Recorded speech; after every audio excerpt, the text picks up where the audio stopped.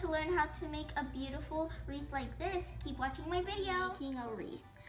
Here are the things that you'll be needing. You'll need a hot glue gun, flowers of your choice, and a wreath base, and some ribbon. Let's get started. Now we're going to wrap the ribbon around the frame.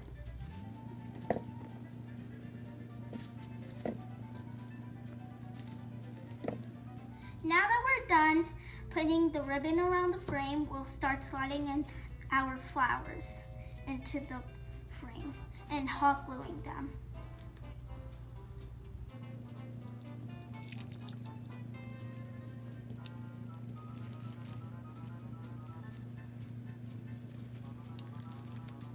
Let's put in all of the other flowers.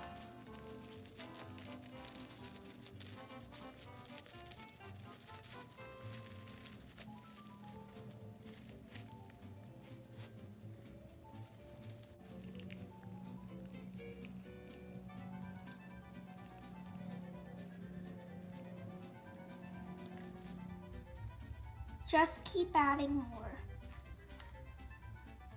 Voila! Just like that, our wreath is done. I hope you enjoyed watching this video as much as I enjoyed making this wreath.